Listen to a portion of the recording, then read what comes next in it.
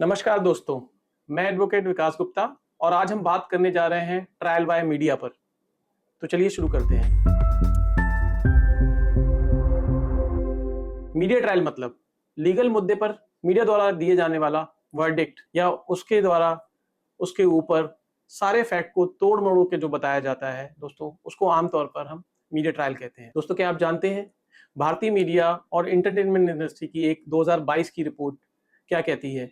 कहती है लगभग 75% TV news channel ongoing legal cases पर रोजाना कवरेज देते हैं। दोस्तों, यही नहीं, पीटीआई यानी प्रेस इंस्टीट्यूट ऑफ इंडिया के एक सर्वे में दर्शाया गया है लगभग 60% लीगल केसेस जिन पर मीडिया चर्चा करता है वो खास तौर पर सेलिब्रिटी या किसी नामी ग्रामी हस्ती के साथ जुड़े होते हैं और उनका इन्वॉल्वमेंट होता है। दोस्तों, ऐसी स्टोरीज को अक्सर एक आरोपी की एक छवि बनाने के मकसद से कवर किया जाता है और वो दोषी तब तक साबित भी नहीं होता है दोस्तों। और यही नहीं है दोस्तों, एक सर्वे में ये दिखाया गया है कि लगभग 25% केस जिसमें भारी सोशल मीडिया कवरेज की जा रही है, उनके वर्डिक्ट यानी फैसले में देरी का अनुभव एक्सपीरियंस किया जाता है दोस्तों। तो दोस्तों, सबसे पहले हम समझते हैं ट्रायल बाय मीडिया का मतलब क्या है। ट्रायल बाय मीडिया एक ऐसा फिनोमिना है जिसमें मीडिया यानी टीवी, समाचार पत्र, social media, YouTube, Twitter, Facebook, Instagram पर किसी लीगल विषय पे ये चैनल्स के लोग अपना फैसला सुनाते हैं या किसी व्यक्ति को कोर्ट का फैसला आने से पहले निर्दोष या दोषी साबित करने की कोशिश करते हैं दोस्तों, भारत में मीडिया एक बहुत ही इंपॉर्टेंट और सिग्निफिकेंट रोल प्ले करता है। पब्लिक ओपिनियन को एक शेप देता है क्रिमिनल केस के अनुसार। यदि आप किसी भी हाई प्रोफाइल केस को देखेंगे तो उसको सनसनीखेज बनाने में अक्सर ये कोशिश की जाती है, जो उसके फैक्ट्स हैं, जो सच है, उसको तोड़ मरोड़ के अपने हिसाब से पेश किया जाता है। और जो पब्लिक, आम जनता, हम जैसे लोग हैं, वो अक्सर मीडिया के प्रभाव में आकर पहले से ही किसी भी टॉपिक पर अपनी एक ओपिनियन, एक राय बना लेते हैं। दोस्तों, ये राइट टू फेयर ट्रायल जो हमारा कॉन्स्टिट्यूशनल राइट है, उसको कमजोर कर देता है। तो दोस्तों, अब हम समझते हैं मीडिया द्वारा किए गए कुछ फेमस हाई प्रोफाइल ट्रायल पे हम नजर डालते हैं। तो सबसे पहले हम दोस्तों बात करते हैं आरुषि मर्डर केस 2008 का है। जैसा कि आप सभी जानते होंगे, ये बहुत ही प्रचलित केस रहा है जिसमें मीडिया ने जोर शोर से कवरेज दी, सालों तक इसकी कवरेज चलती रही, लेकिन कभी भी कोई तथ्य सही नहीं बताया गया। एक मनगढ़ंत थ्योरी बनाई गई, मनगढ़ंत फिलॉसफी क्रिएट करी गई। मीडिया ने उनके माता पिता राजेश तलवार और नूपुर तलवार, जो कि विक्टिम के माता पिता थे, उन्हें उस मर्डर का दोषी ठहरा दिया, जबकि कोर्ट को इस नतीजे पर पहुंचने में कई साल लगे और जो कोर्ट ने फैसला सुनाया वो बिल्कुल उल्टा था। वो मीडिया ट्रायल से बिल्कुल भी दोस्तों मैच नहीं करता था। अब दोस्तों हम बात करते हैं एक और फेमस केस की, संजय दत्त का केस। ये बहुत ही प्रचलित और काफी लंबे समय तक चला हुआ है एक मीडिया ट्रायल का उदाहरण है, जिस पर एक मूवी संजू भी बनाई गई है। ये केस 1993 में हुई बॉम्बिंग के ऊपर एक्टर संजय दत्त को लिंक करने का इसमें आरोप बनाया गया। परंतु हमने जैसा कि कोर्ट की फाइलों में दोस्तों देखा है, अभिनेता संजय दत्त पर सिर्फ AK-46 राइफल रखने का आरोप था, ना कि टेररिस्ट एक्टिविटी में शामिल होने का कोई वो था। लेकिन मीडिया ने इस केस की कवरेज में संजय दत्त को एक ऐसा विलन और एक ऐसा विक्टिम भी बना दिया और एक ऐसी पब्लिक ओपिनियन बना दी जिससे उनकी पर्सनल लाइफ, उनकी फिल्म लाइफ, सब कुछ को बहुत ज्यादा इफेक्ट किया और बहुत ज्यादा सफर किया। दोस्तों, एक लेटेस्ट केस है सुशांत सिंह राजपूत के सुसाइड के ऊपर केस है। जैसा कि हमें पता है हम लोगों को कि जून 2020 में उनकी एक दुखद मृत्यु हो गई। उस पर भी मीडिया ट्रायल काफी कुछ हुआ। इसमें उनकी एक फ्रेंड रिया चक्रवर्ती, जो भी एक फिल्म स्टार है, उन पर काफी फोकस रहा। मीडिया ने ये स्पेकुलेट करना शुरू कर दिया कि रिया उनकी डेथ में शामिल थी, वो फाइनेंशियल मिसमैनेजमेंट कर रही थी, ड्रग्स में शामिल थी और मर्डर जैसे सारे आरोप लगा दिए, जबकि मीडिया के पास कोई भी इस तरीके का प्रूफ नहीं था दोस्तों। रिया की मीडिया ने इस तरीके से एक नैरेटिव, एक ऐसा फिगर बनाया कि वो एक नेगेटिव फिगर बन गई और उनकी पर्सनल लाइफ बहुत ज्यादा दोस्तों सफर हुई है। और ये सारे जो इल्जाम लगे हैं वो अनवेरिफाइड हुए हैं और पब्लिक ओपिनियन में उनको काफी नुकसान हुआ है। दोस्तों, मीडिया फ्रेंजी कई बार लीगल इशू को पब्लिक ह्यूमिलेशन के लेवल पे बढ़ा देती है। इतना फ्रेंजी हो जाता है कि उसको कुछ फैक्ट्स के बारे में, कुछ लीगल के बारे में कोई मतलब नहीं होता है। उनका एक अपना सेट एजेंडा होता है, वो उस पर वर्कआउट करते हैं। तो जैसे हमने उसमें देखा, रिया एक विलन बन गई और बॉलीवुड में nepotism, cover up, drug theory, ये सारी थ्योरी पे काफी कुछ कंटेंट पब्लिश किया जाने लगा। दोस्तों, एक बहुत इंपॉर्टेंट और बहुत ही सेंसिटिव मैटर है media trial of Ashok Kumar. Ashok Kumar ji एक प्राइवेट स्कूल में एक ड्राइवर थे।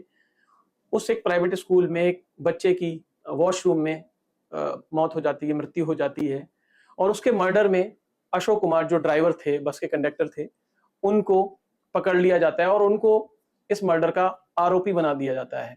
दोस्तों मीडिया ने इस पे बहुत सारी थ्योरियां बनाई, उनको उनके परिवार वालों की इज्जत को बहुत ज्यादा तार तार किया, उनको बहुत ज्यादा इस चीज से नुकसान हुआ, लेकिन आगे चल के पता चला कि वो निर्दोष थे। कोर्ट ने भी काफी डांटा, पुलिस के ऊपर काफी केसेस चले हैं इस बात के कि उनको फॉल्स विक्टिमाइजेशन उनका कर दिया।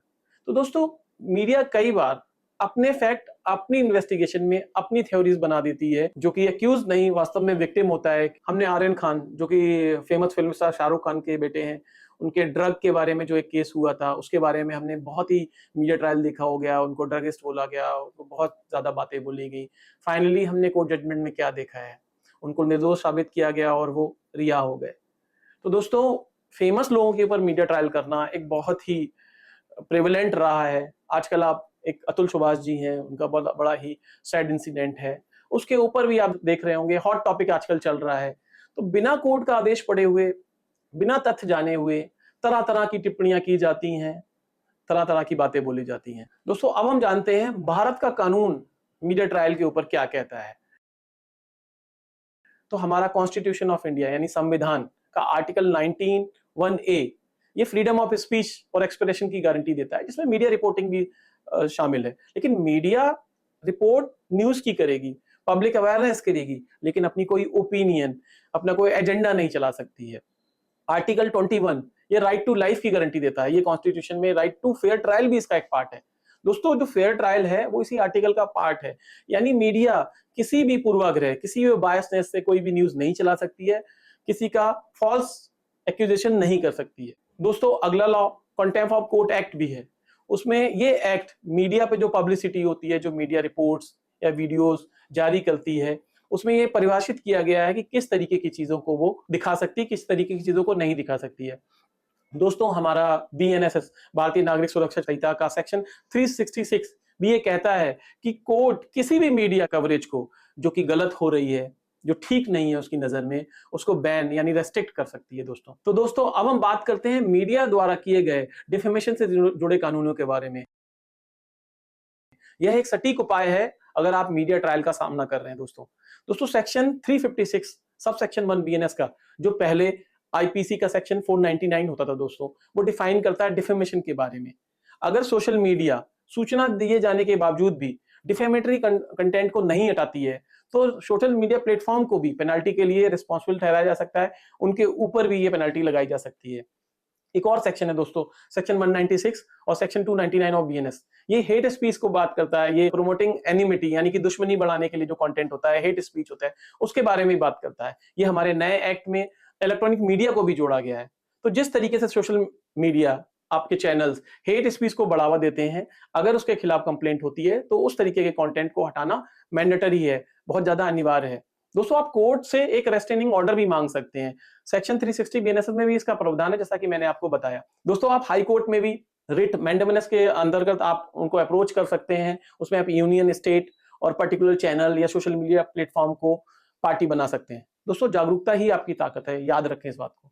अब दोस्तों कुछ हम लैंडमार्क जजमेंट पे बात करते हैं जो मीडिया ट्रायल के ऊपर बात करती है। दोस्तों एक जजमेंट है सहारा इंडिया वर्सेस सेबी, 2012 का जजमेंट है।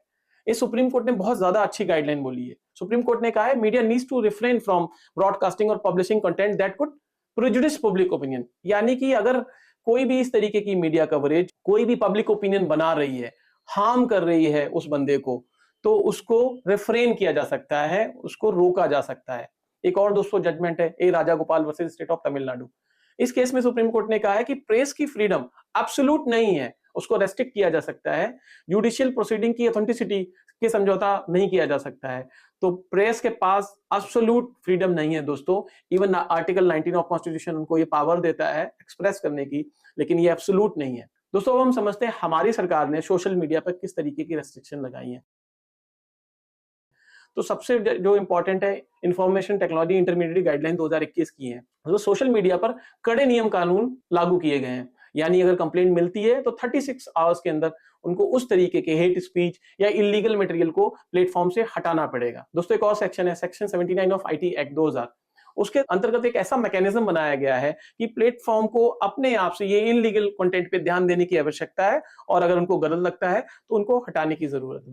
दोस्तों सुप्रीम कोर्ट ने कई सारे जजमेंट में ये समझाने की कोशिश करी है, बताने की कोशिश करी है कि हमें रिस्पेक्ट टू प्राइवेसी करना है, सेंसिटिव इंफॉर्मेशन है उनको आउट नहीं करना है, किसी भी तरीके के कन्फेशन को पोस्ट नहीं करना है, आपको बायस नहीं होना है, आपको सिर्फ सच्ची रिपोर्टिंग करनी है। आपका काम न्यूज देना है, ना कि किसी को बायस करना है।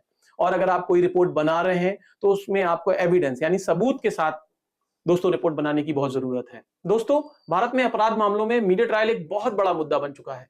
मीडिया का काम हमें जानकारी देना है, लेकिन कई बार मीडिया अपनी रिपोर्ट को सनसनीखेज बना देती है, खासकर जब बड़े मामले हैं।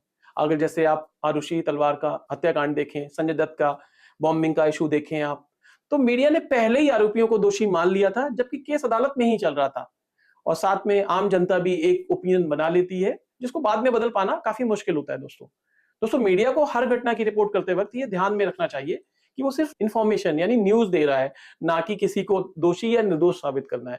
मीडिया का काम लोगों को न्यूज देना है, जागरूक करना है, ना कि कोई दिमाग में बायसनेस डालनी है।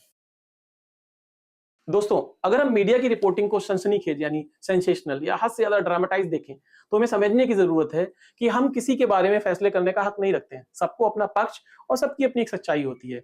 ऐसे मामलों में मीडिया को अपनी ताकत का इस्तेमाल करना चाहिए, सही न्यूज दिखाना चाहिए, ना कि कोई अफवाह फैलानी चाहिए, ना कि किसी का एजेंडा चलाना चाहिए। दोस्तों आशा करता हूं इस वीडियो की मदद से आपकी जागरूकता बढ़ी होगी, आपको फेयर ट्रायल के बारे में पता चला होगा, ट्रायल बाय मीडिया के बारे में पता चला होगा।